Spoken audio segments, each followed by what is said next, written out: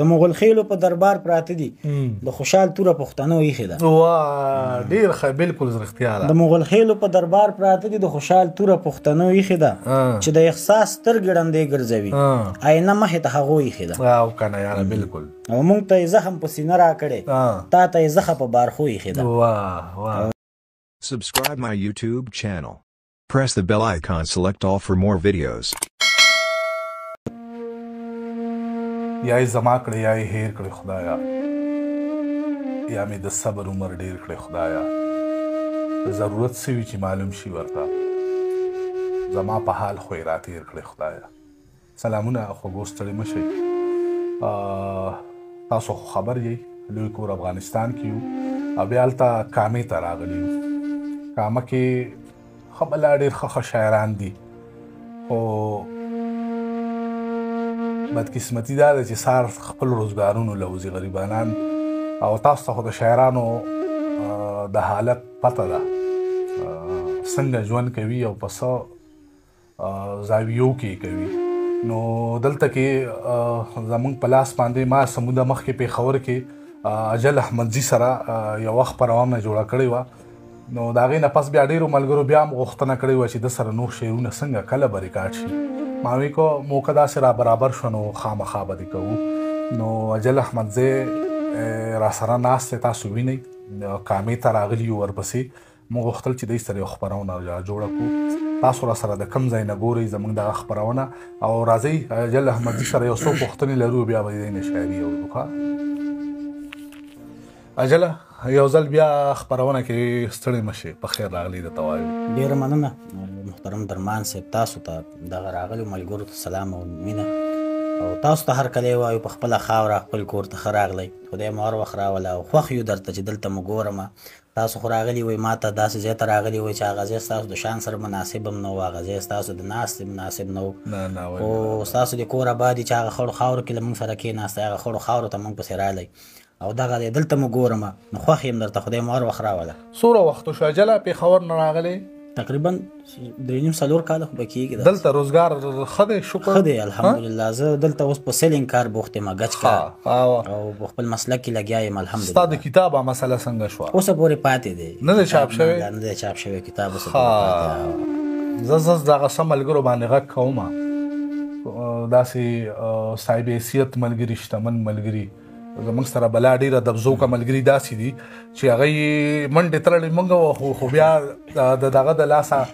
د معاش په طور باندې هغه یې موږ سره بیا ډېرې کوي مرستې. ملګرو ته بلا ډېر کتابونه موږ چاپ کړي هم دي. دغه ملګري که څوک غواړي چې د اجل احمدزي دغه کتاب دې موږ چاپ کړو، تاسو کولی شئ په دغه نمبر باندې ما سره رابطه. ښه اجله څه به وایې موږ ته؟ بس مونږ خو شاعران یو او بې له شعره بل څه نه لرو. خدای دې وکړي چې زه دا کوم شعرونه وایم چې دا ستاسو د خپرونې دا څوک چې موږ اوري د دوی د ټولو هغه د ذوق مطابق وي. انشاءالله ای به ستا شعر ښکلی دی. هغه دبزوکه ملګري زموږ سره چې کوم دي هغه په شعر باندې پوهېږي. ستاسو شعر د دغې د اورېدو وړ دی. ډېره مننه. ارشاد. نو زه به شعر ووایم چې نه ډیوه لرم په لاس نه د ډیوې سایه، چې نه ډیوه لرم په لاس نه د ډیوې سایه، چې نه ډیوه لرم په لاس نه د ډیوې سایه، زما په ژوند خوره د داسې تورې شپې سایه. او کور د یارانو هم آباد مګر په بد وخت کې، کور د یارانو هم آباد مګر په بد وخت کې، کور د یارانو هم آباد مګر په بد وخت کې، یو زه ولاړم او بل را پسې سایه. هلکانو دا ډېر د کیفیت شعرونه دي. ښه او د زړه په غوږو واورئ، د سر په غوږونو نه. ښه مننه. کور د یارانو هم آباد مګر په بد وخت کې، یو زه ولاړم او بل را پسې سایه. خدای خو دې نه کړي چې د امن ناوې کونډه شي، بیا په وطن راپورته مشه د جګړې سایه. امین امین امین. او راشه زما د تنهایۍ انتها رنګ راوړو، راشه زما د تنهایۍ انتها رنګ راوړو، راشه په غیږ کې مې نیولې د سایې سایه. واه واه واه واه. او اجله مونږ ته یې ویلي چې تمغې واخلئ، خو چې وخت راغی بیا یې راکړه د تمغې سایه. واه ډېر ښه دی اجله، ډېر ښایسته دی. ارشاد اورو دی. ښه بل غزل دی چې ما په مراد ستا د راتلو ایښې ده، چې مې خورده په زیارتو ایښې ده، او ژوند ته موسکی شه ګنې خوري یې درنه، غم درته خوله په اننګو ایښې ده. او د مغل خېلو په دربار پراته دي د خوشحال توره پښتنو ایښې ده واه ډېر ښه بالکل رښتیا ده د مغل خېلو په دربار پراته دي د خوشحال توره پښتنو ایښې ده چې د احساس سترګې ړندې ګرځوي آینه مخې ته هغو ایښې ده او که نه یاره بالکل او موږ ته یې زخم په سینه راکړې تا ته یې زخه په بارخو ایښې ده او د طوفانونو مخ ته بله ډیوه اجله مونږ لیونو ایښې ده ډېر ښه دی اجله ډېر ښایسته دی کور آباد او چې سترګې مې خښې دي په ځان کې خالي لاس ولاړ یم سترګې مې خښې دي په ځان کې خالي لاس ولاړ یم چې زه د عقل په میدان کې خالي لاس ولاړ یم څه قحط سالي مې په وطن د بې حسۍ خوره ده څه قحط سالي مې په وطن د بې حسۍ خوره ده خدایه په څه غني جهان کې خالي لاس ولاړ یم خدایه په څه غني جهان کې خالي لاس ولاړ یم او ستا په قسمت او که په خپلې بېوسۍ خفه شم ستا په قسمت او که په خپلې بېوسۍ خفه شم چې د بنګړیو په دوکان کې خالي لاس ولاړ د بنګړیو په دوکان کې خالي لاس ولاړ د دروغجنې تسلۍ په ډاډ راپورته شومه د دروغجنې تسلۍ په ډاډ راپورته شومه خدا د وخت د امتحان کې خالي لاس ولاړ او د پرمختګ د جنگ میدان په آخري مورچه کې د پرمختګ د جنگ میدان په آخري مورچه کې غشی مې نشته په کمان کې خالي لاس ولاړ دا بیا ووایه د پرمختګ د جنگ میدان په آخري مورچه کې غشی مې نشته په کمان کې خالي لاس ولاړ او زما د ډېر ښه سړیتوب ثمره دا شوه چې زه تڼۍ مې نشته په ګریوان کې خالي لاس ولاړ او اجله پښې مې د زړه خښې شوې د غم خټو کې اجله پښې مې د زړه خښې شوې د غم خټو کې دا ستا د یاد په شړک باران کې خالي لاس ولاړ ډېر ښه دی ارشاد شعرونه ووایه یا ووایه ممکن پر قدم یې تر پښو لاندې اغزی تللی وي شاید مرور له دې وطن سپرلی تللی وي او که نه یار او سخت وي بیخي ډېر د نهیلۍ دغه عذاب زغمل ته چې د چا لار څارې او هغه سړی تللی سخت وي بیخي ډېر د نهیلۍ دغه عذاب زغمل ته چې د چا لار څارې او هغه سړی تللی وي شو د ښکلو خلکو یادولو کې رایاد غماس شو د ښکلو خلکو یادولو کې رایاد غماز دا لکه د زاڼو په قطار کې چې سپی تللی وي دا بیا ووایه ته شو د ښکلو خلکو یادولو کې رایاد غماز دا لکه د زاڼو په قطار کې چې سپی تللی وي کله چې غربت درنه چاپیر جوړه لاسونه کړي پوه شه چې له څنګه به د خپل او پردی تللی او اوس پکې اجله سوي ساندې نه کېږي ښایي له دې کلي نه هغه لیونی تللی دی ډېر ښه دی اجله ارشاد او ستا تصویر مې ځان ته په سینې ایښی ویده ستا تصویر مې ستا تصویر مې ځان ته په سینې ایښی ویده یمه سر مې په سنګل د اندېښنې ایښی ویده یمه ته بیا ووایه ستا تصویر مې ځان ته په سینې ایښی ویده یمه سر مې په سنګل د اندېښنې ایښی ویده یمه او ما په ننګ د خپلې پښتنې خاورې مړ مه بولئ ما په ننګ د خپلې پښتنې خاورې مړ مه بولئ ما خو سر په غیږ کې د عادي ایښی ویده یمه څه کیفیت والا شعر دی بیا یې ووایه ما په ننګ د خپلې پښتنې خاورې مړ مه بولئ ما خو سر په غیږ کې د عادي ایښی ویده یمه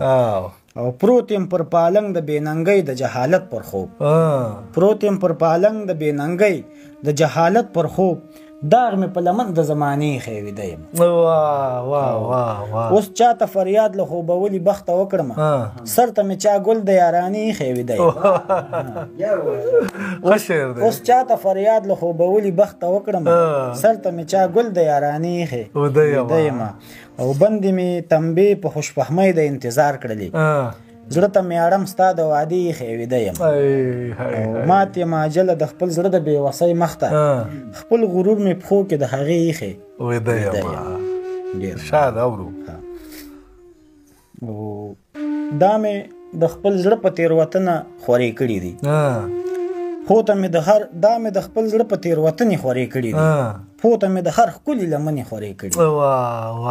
تا په خپلو کړو وعدو خاورې اړولې دي ما خپلو زخمونو باندې غنې خورې کړي ډېر ښه دی یار او بیا به زنګېدلي په لار ځي د کلي وړکي ټول بیا دې په مخ زلفې که برجنې خورې کړي دي او نه ښکارېږي سرک د محبت د چا په زړونه کې هسې په ډبرو یې سرمنې خورې کړي واه دا بیا ووایه نه ښکارېږي سرک د محبت د چا په زړونو کې هسې په ډبرو یې سرمنې خورې کړي دي بیا به د غربت په زورور طوفان کې ماتې شي څانګې چې زما د ارمان ونې خورې کړي او نه اخلي یو ګام اجله څوک زمونږ د زړه په لار ته وا چېرته مونږ پکې ستنې خورې کړي دي ډېر ښه دی اجله ډېر ښه دی ارشاد او ما خالی لاسونه د لالي وژړوي سخته مې دا خپله بېوسي وژړوي ما خالی لاسونه د لالي وژړوي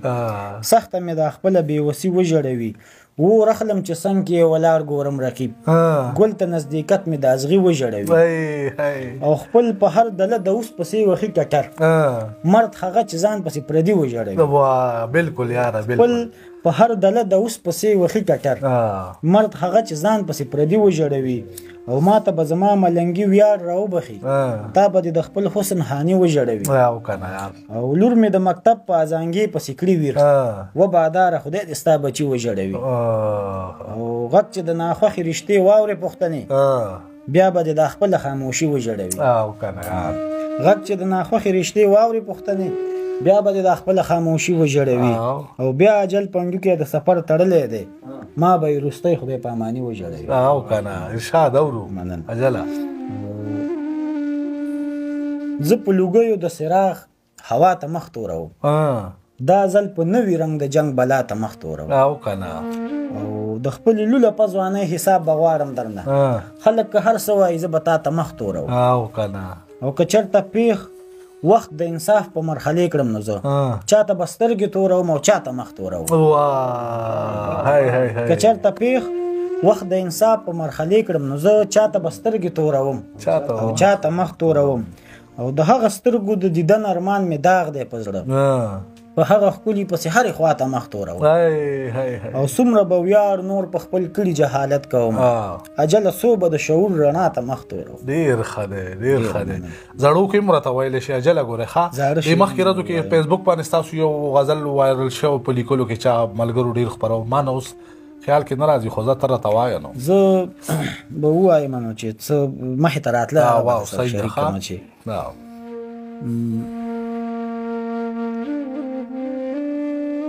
خوښ دې ساتلې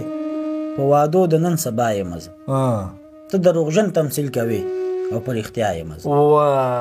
خوښ دې ساتلې په وادو د نن سبا یم زه ته دروغجن تمثیل کوې او په رښتیا یم زه اوس راته ډېرې تورې کرښې بې معنا ښکاري چې خبر شوی د لفظونو په معنا یم او په خپله خاوره د خپل ورور په لاس په خپل کاله کې په پردي جنګ کې قتل شوی بې ګناه یم زما د ذات له اذیته د خدای مه خبروه په څومره ډېرې محرومۍ کې په خندا یم او چې غوړېدلی ګلاب وینم وایم دا به تی چې سوځېدلی ګلاب وینم وایم دا یم زه او اجله مات مې کړ لښکر د ناهیلیو راغلم را ژوندی شوی پس له مرګه یو ځل بیا یم زه ډېر ښه دی اجله ډېره مننه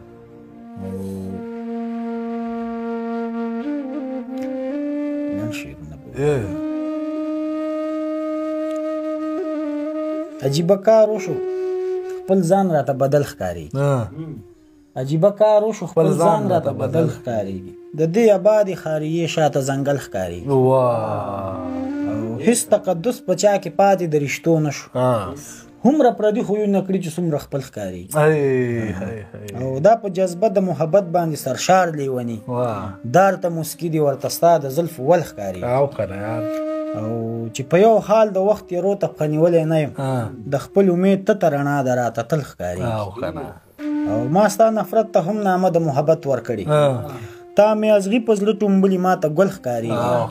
او د ګمنامۍ د سیند څپې په سر واورېدلې تاسو لږ ځیر شئ ورته ما ته خو اجل ښکاري ډېر ښه دی اجله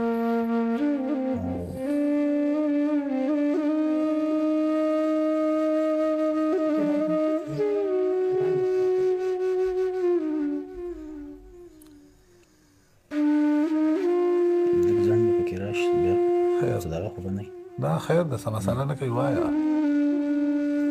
اور دی په ډیوه کې زرغون شوی دی درد مې په صحرا کې زرغون شوی دی هیله مې په زړه کې پیدا شوې ده ګل په هدیره کې زرغون شوی دی هیله مې په زړه کې پیدا شوې ده ګل په هدیره کې زرغون شوی دی وړی یم ستا د یو نظر خمار دا دریاب کوزه کې زرغون شوی خښ چې مې ازغي د زړه په پښو کې و راشه ستا کوڅه کې زرغون شوی و بکړي ثمر د هنر څانګې مې شعر مې حافظه کې زرغون شوی او یار اجله کړې د وفا واده لمر په توره شپه کې زرغون شوی او زیر مخونه ګرځو در پسې او سترګې سرې سنم ډېرې مو سبا کړې ستا د یاد په سنګل شپې سنم او خپله بربادي ورته یادېږي غریو نیولی دی یو سړی ولاړ دی د غروب په نندارې سنم او کیف محسوسومه پکې زه د جنتي شیبو لولم آیاتونه ستا د مخ د سپارې سنم او ژبه مې د زړه وي ستا د سترګو په ثنا لمده زه درته قسم خورم ستا د زلفو په سایې سنم او تږی دی یو څوک ستا په اوبه ښایست پسې وچ دی یو ګلاب د سمندر په کنارې سنم او ستا د راتلو غږ داسې حیران کړم عجله چې داسې لکه لمر چې راختلی وي د شپې سنم هغه کوم شعرونه چې ستاسو زړه ته ډېر نږدې دي او په یاد درته یاد هم دي یا خیر دی په شعرونه خو ټول عموما شاعرانو ته یو رقم وي یو شان وي خو زه دا یو شعر به ووایم چې د دې دا څو بیتونه زما ډېر خوښ خیر څه بچي ډېر نیکعمله یا سړي ته ډېر نږدې ارشاد زه به دا یو څو بیته ووایم جله یاره دا ما خپل ځان ته اصلا دا شعر لیکلی یو وخت داسې و چې ما تکیه غوښته بیا مې خپل ځان ته تکیه چې ورکولو نو دا شعر مې لیکلی و چې اجله یاره د حالاتو تقاضا وګوره د خپل شعور سترګې دې پرانیزه دنیا وګوره او ژوند به بیا د مایوسۍ هنداره درکړي په لاس خو ته په خپلو ناکامیو کې بریا وګوره او په عقل خوار شي په قامت یې تبصرې پرېږده دا چې روښانه دی د دې څراغ رڼا وګوره او ای د خپل ذات په بدرنګیو کې رنګ شوې واوره د کائناتو په رنګونو کې ښکلا وګوره دغه یو څو بیتونه چې ما ځان ته لیکلي ډېره مننه اجله خدای دې ښه ساته ته نن موږ له دغه وخت هم راکړو بیا خپلې کار نه دې نن چوټي کړی یم ده نو ستاسو څخه ډېره مننه او ستاسو څخه هم مننه بیا به سره ګورو انشاءالله